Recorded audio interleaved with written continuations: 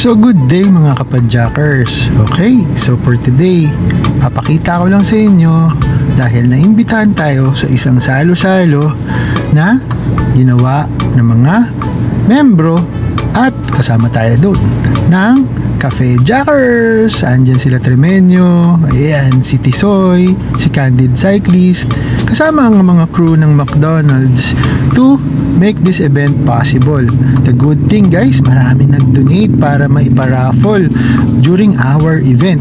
Like for example, kung makita nyo itong black label na to, ito ang grand prize. It came from Sir Carding, si Carding Reyes. At itong helmet na to, care of Sir Jack Jakiri.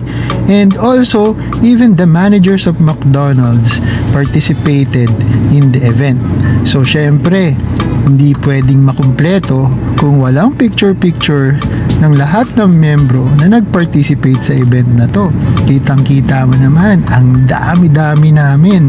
Ayan, si Sir Mon, si Dr. Flor, at other crews of McDonald's, even their managers, at syempre si Sir Jack, si Sir Carding, at ito ang mga pinagsalu-saluhan namin guys during the event. Hindi lang food from McDonald's, may mga nag-donate pa na ibang pagkain. At syempre, kasama ang mga grupo, yung iba galing pang Antipolo, kahit gabi pumapadyak, naka-ready sila lahat. At kung makikita nyo, we have common jersey na nakasulat ang Cafe Jackers doon. Yan, si Sir Jess, nakapitan ng barko, si Sir Artemio, mga senior citizen na to. Tawag nga nila dyan is dual citizenship. Bakit? Kasi Pilipino na, senior citizen pa. Woohoo!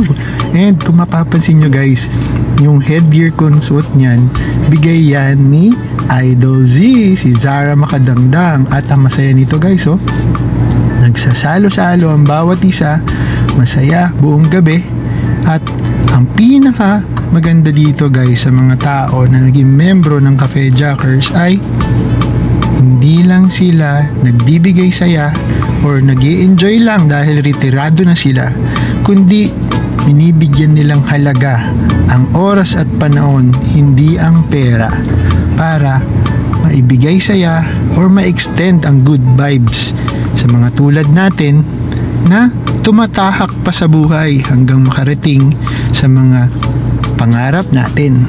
Pero guys, syempre hindi makukumpleto yung araw kung walang mga games na syempre ang nag-host ang mga McDonald's crew. Kaya ayan, ang sasaya nila, di ba? May pagalingan ng pagsayaw, modeling, at ang malulupet na ating Cafe Jackers. Kahit na may mga iniinda, may mga maintenance, pero kita mo naman, game na game na game pagdating sa ating mga pakulo at paraffle. Guys, hindi ko na naisama yung ibang sayawan pa nila na pinagagawa dyan, pero everybody's game during that event. So guys, isa lang po ang masasabi ko sa inyo, diba? Sa bawat isa sa atin, walang edad, walang bata, walang matanda pagdating sa grupo ng Cafe Jackers, dahil dito pantay-pantay ang pananaw, pati ang boses, pati ang pakikipagsalamuha, at lalo na ang pakikipagkapwa-tao. Sumama ka sa amin, hindi mo mararamdaman anumang lungkot, problema na iyong nararanasan. Dahil sa Cafe Jackers, dahil kay Sir Marlon na siyang nagpaumpisa ng lahat ng ito, good vibes lang tayo. Kaya McDonald's Arcobia, Cafe Jackers, woohoo! Money